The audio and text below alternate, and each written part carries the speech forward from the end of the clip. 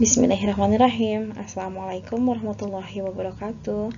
Apa kabar teman-teman semua? Semoga tetap semangat dan selalu sehat.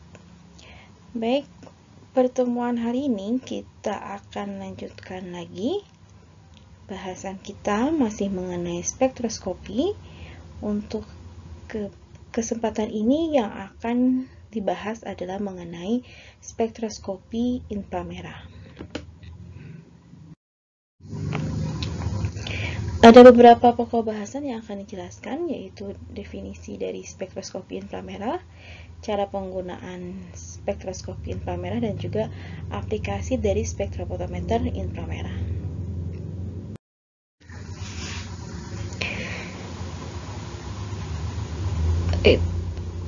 Untuk istilah ini kalau teman-teman cermati, ini ada beberapa istilah yang kita gunakan pada saat pembelajaran.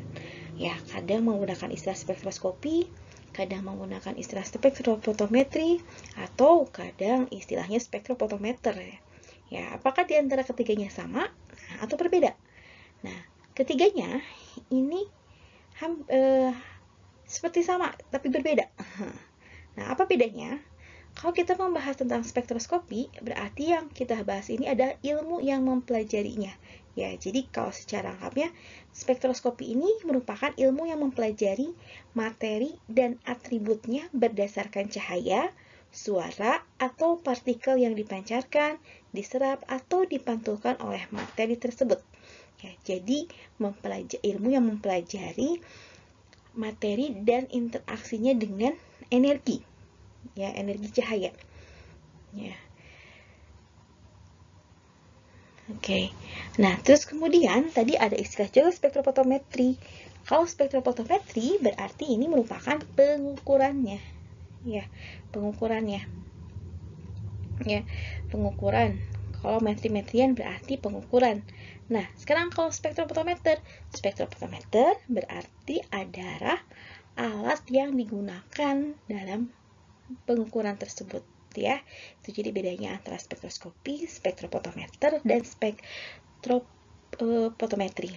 Nah, sekarang kita lihat spektroskopi inframerah. Tadi kan spektroskopi itu secara umum adalah ilmu yang mempelajari interaksi antara cahaya dengan materi. Nah, inframerah sendiri seperti yang sudah dijelaskan di awal pada saat kita membahas mengenai interaksi energi dan materi, ya. Gelombang cahaya itu dibagi ke dalam beberapa gelombang rentang, gitu ya. Ada yang dinamakan dengan cahaya inframerah. Ya, dia masih ingat di mana keberadaan inframerah? Ya, di atas sinar visible atau di bawah sinar visible. Ya, dia memiliki panjang gelombang di atas panjang gelombang visible, gitu ya, itu inframerah. Ya, oke, makanya ini dinamakan inframerah, itu artinya bawah merah, gitu ya, di bawah merah. Ya, berarti setelah sinar merah, gitu artinya itu. Oke, ya, jadi spektroskopi inframerah ini ya kita fokusnya berarti ke sinar inframerah. Kalau kemarin di UV vis berarti kan fokusnya ke sinar yang menggunakan panjang gelombang di sekitar UV dan visible. Nah, kalau inframerah ini, energi dari sinar ini menggunakan cahaya inframerah, ya, dengan panjang gelombang inframerah, ya.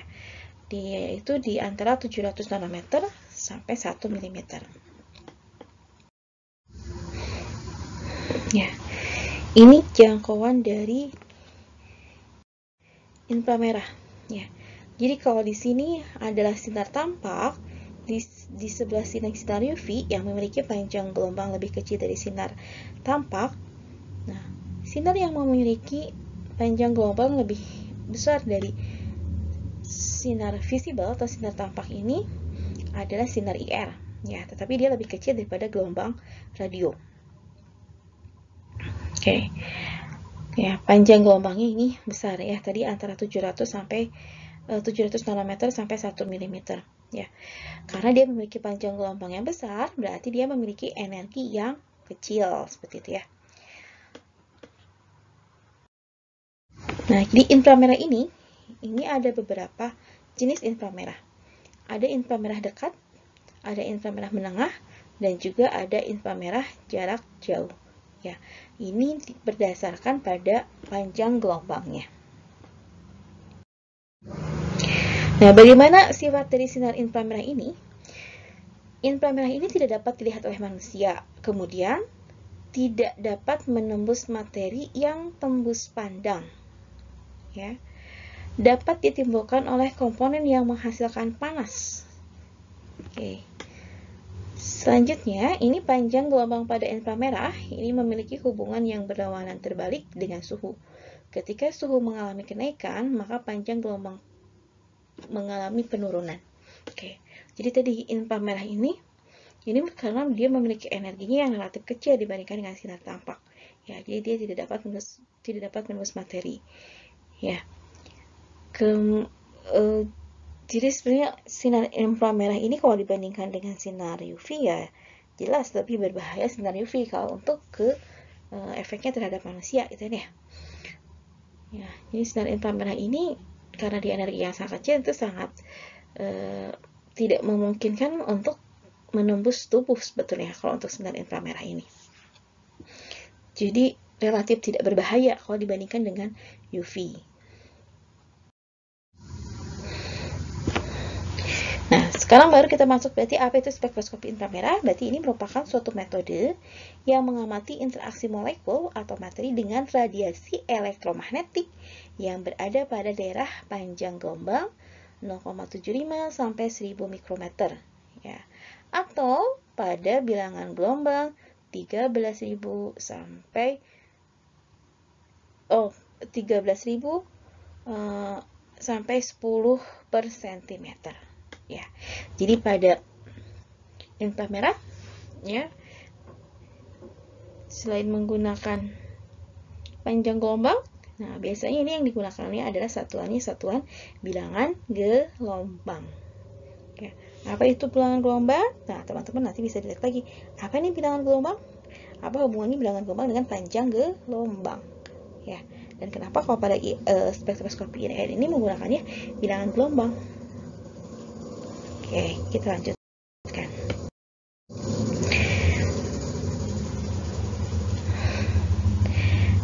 Sekarang kita masuk ke interaksi dari sinar inframerah dengan molekul. Dasar dari spektroskopi inframerah ini dikemukakan oleh Hooke, ya, dan didasarkan atas senyawa yang terdiri atas dua atom atau diatom yang digambarkan dengan dua buah bola yang saling terikat oleh pegas. Ya, seperti ini gambar yang ini ya. Jika pegas direntangkan atau ditekan, maka energi potensial tersebut akan naik. Ya. Ini dasarnya. Dasarnya jadi dua atom ini, ya. Jadi kalau senyawa terdiri dari dua atom, ya. Ini digambarkannya dia terikat oleh pegas. Ya, jadi ketika pegasnya diterentangkan atau pegasnya ditekan, maka nanti akan terjadi energi potensial. Ya, energi potensial pada sistem pegas ini akan naik. Ya, nah kalau kita lihat juga, ini setiap senyawa ini pada keadaan tertentu ini mempunyai 3 macam gerak. Ada gerak translasi, gerak rotasi, dan juga ada gerak vibrasi. Ya. Translasi ini berarti kan gerakan berpindah dari satu titik ke titik lain, itu dinamakan dengan gerak translasi. Ada juga rotasi. Kalau rotasi itu berputar tapi dia tetap berada pada porosnya. Seperti misalnya rotasi bumi, ya kan ya. Bumi berputar, tapi bumi berputar tetap pada porosnya. Itu geraknya gerak rotasi. Ya, sama senyawa juga bisa mengalami gerak rotasi. Dan bisa juga mengalami gerak vibrasi. Apa itu vibrasi? Vibrasi ini adalah gerak bergetar pada tempatnya. Ya. Nah, bila ikatan bergetar, maka energi vibrasi secara terus-menerus dan secara periodik berubah dari energi kinetik ke energi potensial dan sebaliknya. Ya. Ya, sehingga nanti akan ada energi total. Ya. Oke. energi yang dimiliki oleh sinar inframerah ini hanya cukup untuk mengadakan perubahan vibrasi. Jadi tadi kan energi dari inframerah ini kecil, jadi dia itu tidak bisa mengakibatkan si senyawanya jadi bertranslasi atau berotasi gitu ya. Tapi senyawanya ini dengan adanya energi dari sinar inframerah, senyawanya itu dia akan mengalami vibrasi. Ya, vibrasi itu bergetar. Ya. Nah, oke, kita lihat dulu nih ke mekanisme penggunaan dari IR. Ya. Nah, jadi skemanya untuk skema alatnya, ini yang pertama ini ada sumber lampu IR-nya. Ya, sumber lampu IR. Kemudian ini ada standar dan ada sampel. Ya. Standar dan sampel ini dua-duanya ini disinari oleh IR, ya. Ya, ini sampel kompartemennya. Kemudian ini ada bagian chopper kemarin ya, choppernya untuk kalau di sini berarti choppernya ini dia fungsinya nanti yang sinar dari sampel dan reference nanti akan disatukan oleh chopper, kemudian nanti akan ke monokromator, dan terakhir akan dideteksi oleh detektor ya. Ya, monokromator nanti detektor terakhirnya.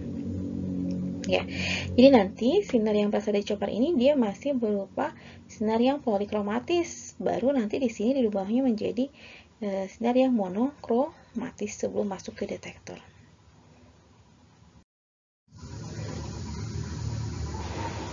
Ya, kemudian ini adalah gambar dari alat IM. Ya, ini seperti penampakan ya. Jadi ini alatnya cukup kecil sih ya, cukup kecil aja sih sebetulnya ya alatnya. Sekarang kita masuk ke prinsip kerja dari spektroskopi inframerah ya. Nah, tadi kan jadi bila suatu senyawa diradiasi menggunakan sinar inframerah, maka sebagian sinarnya ini akan diserap oleh senyawa, sedangkan yang lainnya akan diteruskan. Ya, sinar yang diserap ini ya ini diakibatkan karena molekul senyawa organik mempunyai ikatan yang dapat bervibrasi atau bergetar. Ya, vibrasi ini dapat dialami oleh semua senyawa organik. Ya, namun ada juga beberapa yang tidak terdeteksi oleh spektrometri inframerah. Ya, karena masing-masing ikatan ini akan mempunyai sifat yang khas. Jumlah frekuensi sinar nanti yang melewati senyawa diukur sebagai transmitasi. Ya, jadi karena kan tadi ada sinar inframerah yang ditembakkan ke dalam suatu senyawa, nanti sebagian kan akan diserap oleh senyawa dan sebagian lagi akan diteruskan sebagai transmitasi. Ya, jadi kalau transmitasinya 100 berarti semua sinarnya diteruskan, tidak ada yang diserap. Ya, walaupun dalam prakteknya memang tidak akan pernah terjadi semuanya diteruskan ya. Jadi akan tetap ada serapan walaupun kecil. Ya, jadi transmitasi tertinggi ini hanya sekitar 95%. Ya. Jadi dalam spektrum inframerah nanti ini akan terdapat grafik. Grafik ini menghubungkan antara bilangan gelombang, ya, bukan panjang gelombang, bilangan gelombang dengan persen transmitasi. Ya. Jadi di sumbu X-nya adalah bilangan gelombang, sumbu Y-nya adalah persen transmitasi. Berikut contohnya. Ya, contoh dari spektrum IR senyawa 2-heksanol. Ya. Nah, ini contohnya, ini contoh dari spektrum IR senyawa 2-heksanol yang tadi. Ya. Ini ya. Jadi sumbu X-nya ini adalah bilangan gelombang dan sumbu Y-nya adalah persen transmitasi. Ya. Nah, jadi kalau untuk tujuan penentuan gugus fungsi, nanti pengamatan pertama kali ini harus ditujukan pada puncak yang berada pada daerah bilangan gelombang 4000 sampai 1500. Ya. Oke. Nah, terus kemudian daerah yang sebelah kanan ini daerah sidik jari. Daerah sidik jari itu nanti ini khas untuk masing-masing senyawa. Ya, jadi di sini juga nanti ada di 1500 ke sini itu namanya daerah sidik jari. Ya. Kita lanjutkan. Nah, tadi sinar IR itu ya diserap karena senyawa melakukan vibrasi, ya bervibrasi. Ya. Jadi atom-atom di dalam molekul ini tidak dalam keadaan diam, tetapi biasanya terjadi peristiwa vibrasi. Ya. Hal ini bergantung pada atom-atom dan kekuatan ikatan yang menghubungkannya. Vibrasi molekul ini sangat khas untuk suatu molekul tertentu dan biasanya disebut dengan vibrasi fingerprint.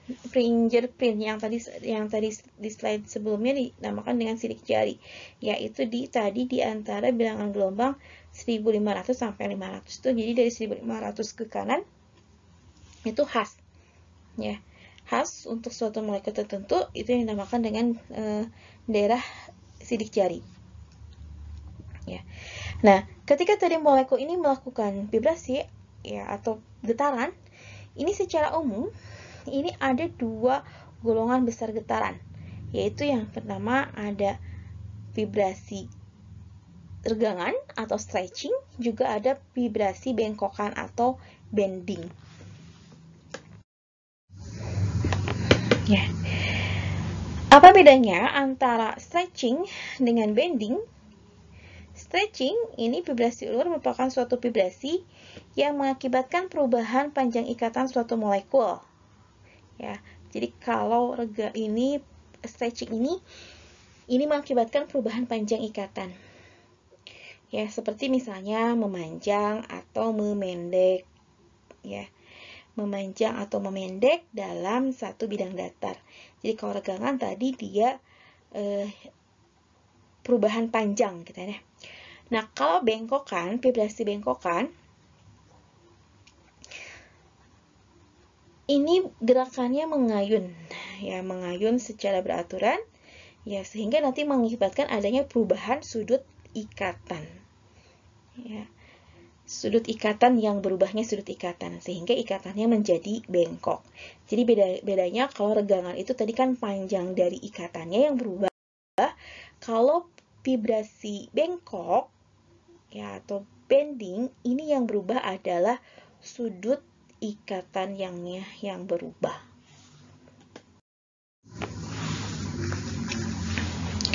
Kita masuk ke vibrasi regangan, stretching.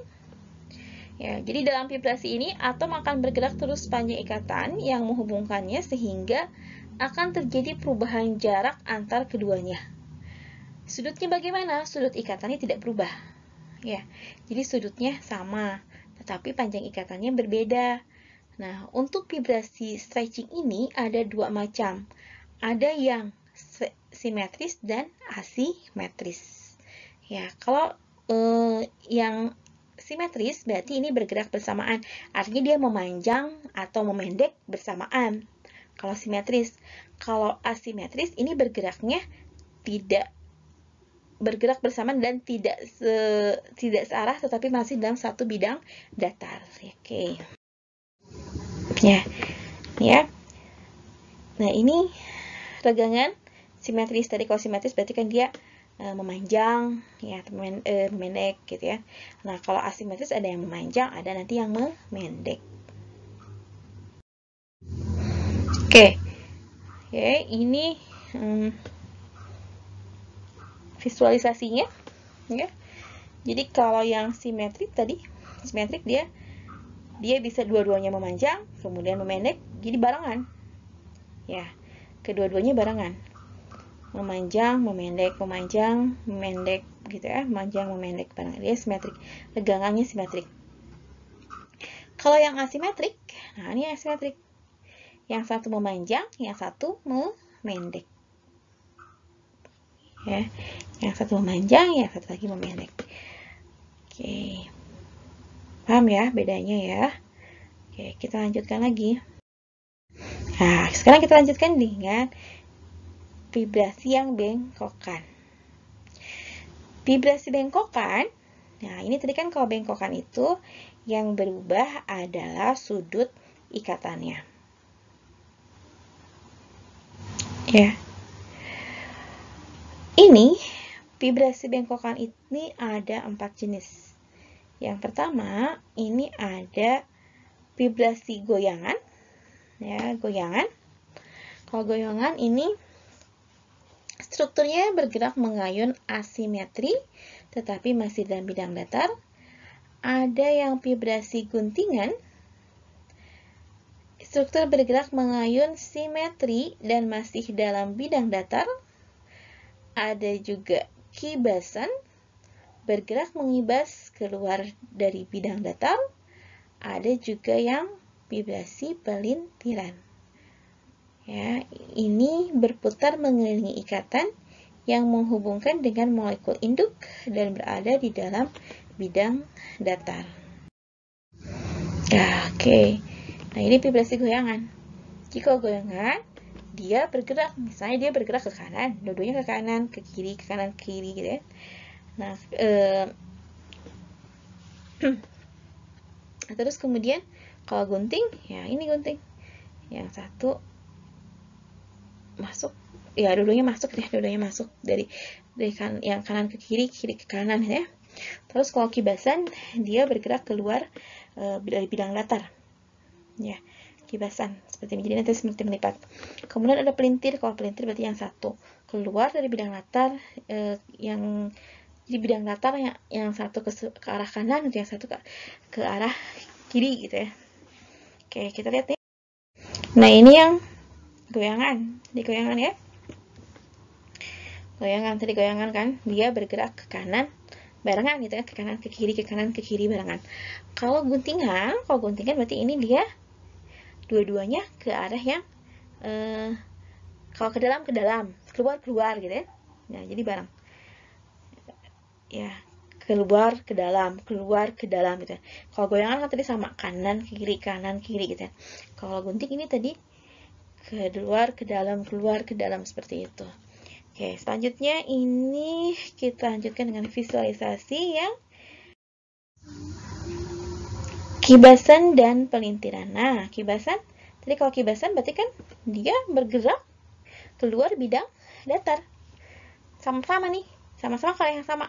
Ke bidang datar tapi ke arah yang sama. Kalau pelintiran tadi sama, ke arah bidang datar. Tapi kalau bidang datar ini yang satu misalnya ke arah depan, yang satu ke arah belakang. Ya, jadi agak berbeda. Ya, mudah-mudahan cukup dipahami ya.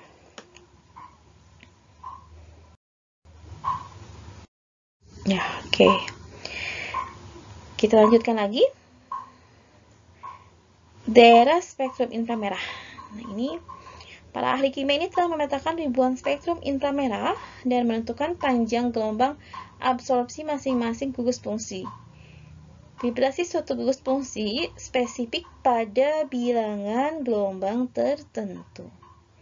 Ya, jadi vibrasinya ini spesifik pada bilangan gelombang tertentu. Ya. Nah, contohnya nih dari tabel. Nah, jadi artinya berarti kita nggak bisa ngapalin nih. Kita tetap harus lihat ke tabel, lihat ke referensi ya. Nah, ini contohnya dari tabel. Ini diketahui bahwa vibrasi bengkokan CH dari metilena dalam cincin siklopentana berada pada daerah bilangan gelombang 1455 per cm. Artinya, jika suatu senyawa spektrum, senyawa X menunjukkan pita absorpsi pada bilangan gelombang tersebut, maka dapat disimpulkan bahwa senyawa X tersebut mengandung gugus siklopentana. Paham sampai sini?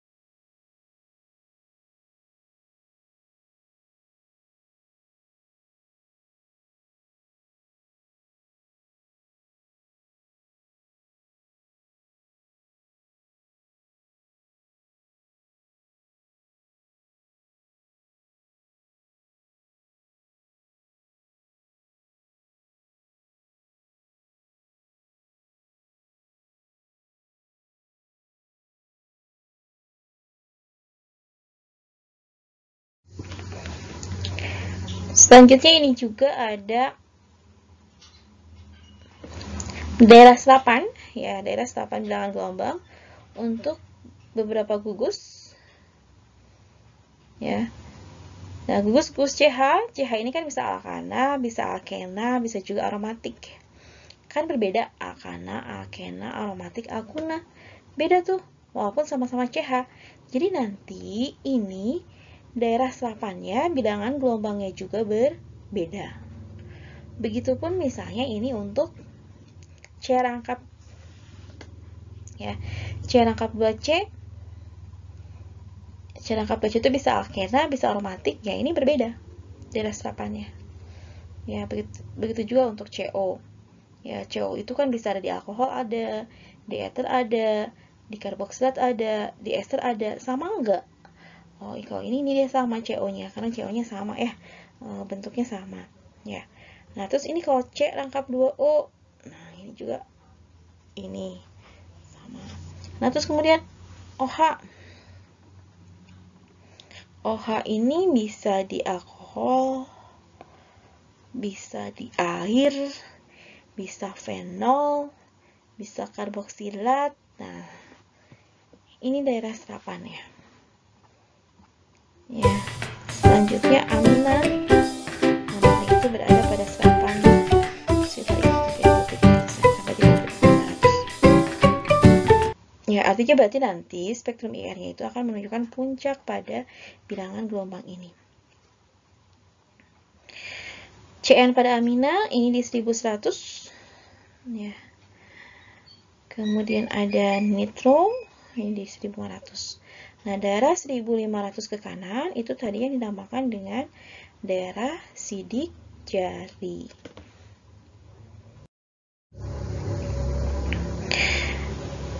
Para ahli kimia organik ini telah mempelajari ribuan spektra inframerah dan menentukan panjang gelombang absorpsi masing-masing gugus fungsi. Ya, sehingga disusun dalam suatu peta korelasi. Nah, ini kita lihat peta korelasinya. Ya, kayak ini. Alkana. Ya. Alkana berarti ini dia harus mengandung dia serapan pada sekitar 3000 ya, 3000 itu berapa nih? Ya, ini dia puncaknya medium ya, serapannya medium. Kemudian ada lagi di sini di daerah 1700 sekian gitu kan ya. Ini dia harus ada puncaknya lagi, kemudian di 1400 ada puncaknya lagi, dan kemudian ini daerah sidik jarinya ya. Nah, jadi kayak gitu. Jadi peta korelasi itu seperti ini. Jadi misalnya aromatik. Nah, aromatik itu dia harus punya puncaknya di mana saja nih. Kayak ini aromatik, berarti dia punya puncaknya di sini, di daerah bilangan gelombang ini, dan daerah bilangan gelombang ini gitu kan. Terus ini dia harus puncaknya itu puncaknya kuat gitu kan ya, atau lemah ya, atau misalnya jelas atau ngebroad. Nah, gitu kan beda juga ini. Kayak ini kan S1 berarti sharp itu berarti jelas gitu kan. Bisa juga bentuknya itu ngebroad tuh jadi jadi kayak nggak rata gitu ya puncaknya ya. Ini peta korelasinya. Nah, tadi di peta korelasi ini tadi kan ini di daerah 1500 ke sini, ini daerah gugus fungsi. Jadi tadi kita untuk mengetahui gugus fungsinya apa ya, dan daerah selanjutnya ini yang dinamakan dengan sidik jari. Oke.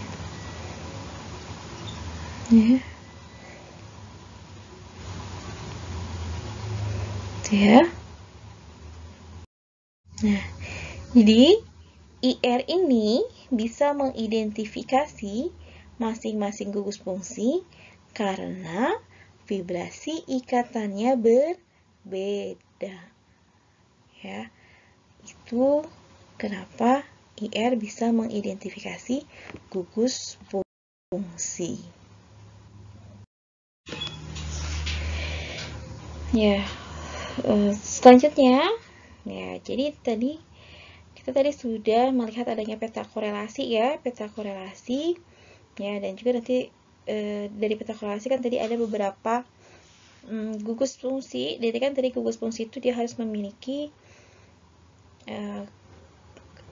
serapannya di mana saja gitu ya, di bilangan gelombang berapa saja. Nah, berikutnya ini tugas untuk teman-teman. Jadi nanti teman-teman harus menentukan serapan gugus fungsi yang khas untuk ini alkana, alkena, alkuna, alkohol, eter, amina, keton, aldehid, karboksilat, ester. Nah, misalnya alkana. Alkana ini harus memiliki serapannya pada bilangan gelombang berapa saja sih, gitu ya. Terus nanti dia bentuknya nanti bending apa stretching, kemudian selain itu juga nanti bagaimana nih dia strong kah gitu kan ya, kuatkah, sedangkah atau lemahkah serapan yang terjadinya ya.